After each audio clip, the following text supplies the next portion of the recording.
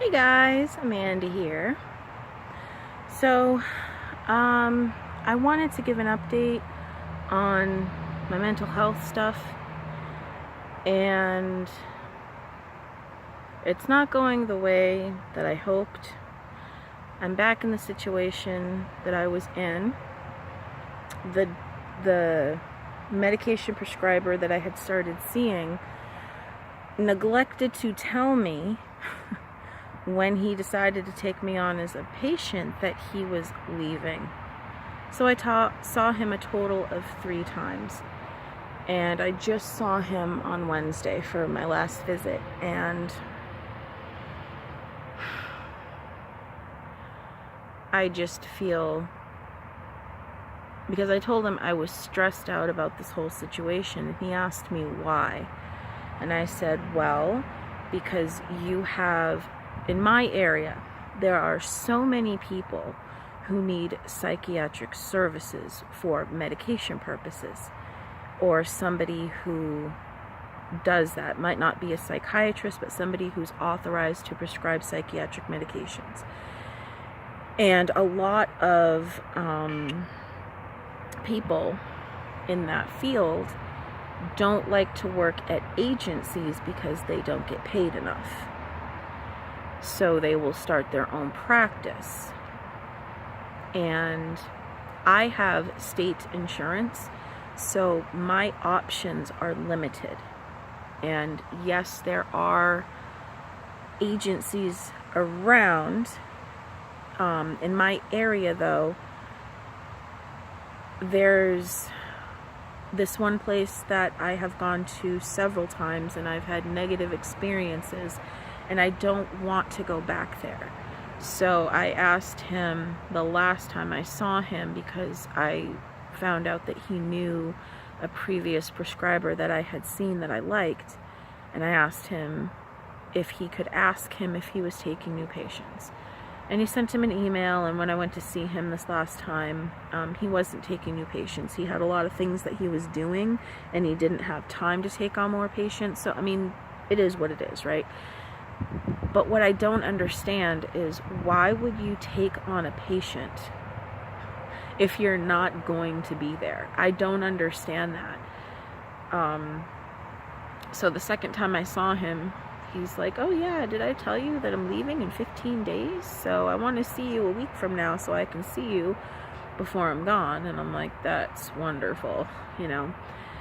So I was explaining to him that with my insurance, I am limited on who I can see, because most of the prescribing people have a private practice. They might have it out of their home, and they don't take my insurance, or they're extremely expensive. They might do a sliding scale fee, but it's too much for me to pay. A lot of them will just do like cash, or you have to have, like, you know, Anthem, Blue Cross and Blue Shield or something, like a really good insurance. And it's just very frustrating, because they are the very same people who say, well, you need to find somebody, you need to have medication management, so they promote it. Yet when I asked him why he was leaving, he said, well, it's an agency, he's not getting paid enough. And I said, you know, this really stresses me out. I said, because when you get into the healthcare field, you're not doing it because of how much you get paid. You're doing it because you have a calling to help people, regardless of what you get paid. So, I'm not saying all doctors, but for him personally, it's about money. It's not about helping people. So that really frustrates me, because if the attitude is, well, I don't get paid enough, therefore I'm not going to see people who need to be seen, who have this type of insurance, or maybe don't have insurance, there's no way for a lot of us to get the help we need. And it's very frustrating. And I just told him that stresses me out. I said, if you go into a field where you're helping people, that is your main focus. You know, like, why would you why would you go to school And for some people, to become a psychiatrist, you have to go to med school and then you have to specialize in psychiatry. But a lot of people are like nurse practitioners or whatever, and they can prescribe, so they don't have to go to medical school. But I understand that you need to make money to survive. I get that. And I'm not saying that they shouldn't make money. What I'm saying is that when you go into a field where you are caring for other people's lives and medical conditions, whether it's medical or psychiatric or otherwise, I feel that your main goal is to help people, not focus on whether you're with an agency or not and how much you get paid. Because if these people are focusing on how much they get paid, then the whole purpose of their services really is a moot point, because they're not thinking about, well, I'm in this field to help people. They're thinking, I'm in this field and how much am I going to get paid? So if I'm not going to get this, I'm not going to help you. To me, that's a piss poor attitude. Like, if your first thought when you're in a field where you are working with the public, if your first thought is how much do I get paid instead of how can I help these people, I feel that you're in the wrong profession. You should find a different career. You really should. That's just my opinion. So I told him I was just frustrated with the whole situation. I said, there's not a lot of people who take my insurance, and then you got to find somebody that works for you, and it's just a very frustrating thing. So I asked him if he knew anybody else or any other kind of way I could get help. Sorry, the sun is like right in my face. And he did give me, across the street from where I saw him, there is an agency, but there was a person, I'm not going to say the person's name, but there was a person that you go through, and I went there and they gave me a number to call, and then say that I was referred to this person for whatever, and then go from there. So I'm hoping that that will be a positive outcome for me. We will see. So there's that part of it. In terms of medication, I have made many videos of having night terrors, not being able to fall asleep that well. If I do fall asleep, I wake up a lot. Having nightmares. I've had incidences of sleepwalking, and for that, he prescribed me Prazosin, which is something that my son takes because he's had nightmares and things like that were very disturbing to him, that affected him in his daily life. So I know how that worked for him, and I was willing to give it a try to see if it helped me with that. Now, the last time that I had a sleepwalking incident, I apparently got up and got my son ready for school and got him off to the bus and had conversations, and apparently I was like, I seemed awake like I am now, talking. I have no memory of that. No memory. I do not remember doing that. I do not remember waking up. I have no idea. I do not know why I'm sleepwalking or why that occurs. It could be stress, probably is. So thankfully I haven't had that issue since that time.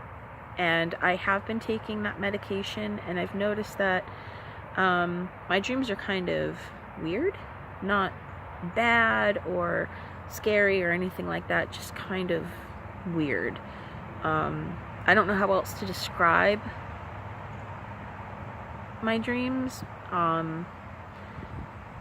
but I do feel like when I'm dreaming, when I do realize that I am asleep and I am dreaming, I told him I try to tell myself, you're dreaming, try to change the dream, or try to get out of the dream, or try to wake up, and I end up kind of being stuck in the dream, like I don't have any control. And that's how it feels to me. So I don't know what that's about. I don't know.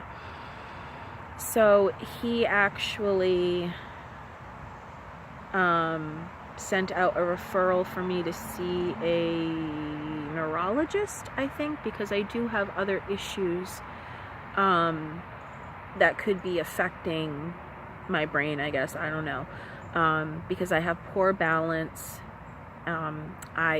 And that came from being hit in the head, front and back, and I ended up in the hospital. This was when I was in high school, but I've had residual effects ever since then. I think they call it post-concussion syndrome.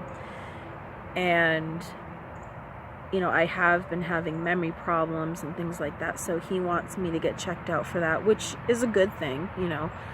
But in terms of psychiatric services, really doesn't help, does it? So at least there were some things that he did, but to me, he just seems kind of like a person who doesn't know where he wants to be. Because I asked him, you know, do you have, like, where are you going to go from here? And he goes, I don't know, I have a couple of offers, I have some ideas, but I'm really not sure. He just seems kind of up in the air and flaky. I mean, he's nice, but I don't know. He doesn't seem like he has, like roots, you know what I mean? Like a foundation of having a practice or, you know, doing things and whatnot. He just seems like he just doesn't know what he wants. Which is fine, because if he doesn't know what he wants and he doesn't know where he's going, why would I want to see somebody who has no idea? I want somebody who wants to help people, who knows how to help people, and who's willing to help people. So, yeah. So I still have to call that number and find out and just go from there and see what happens. But I am still on the journey of finding a prescriber for psychiatric medications, and we'll see how it goes. I hope it turns out favorably, because, you know, you can't just not get the help that you need. You know, I'm going to do whatever I can to find that help, however long it takes. So, yeah. Okay, so I just wanted to say that, get it off my chest, you know, and so I'm kind of back where I started. We'll see how things go. But I am in counseling, and that's going well, so I at least have that. Alrighty. So I just wanted to put that out there, and a little update, and thank you for watching. I love you all. I hope you all are doing well, and I will see you in my next video. Bye, guys.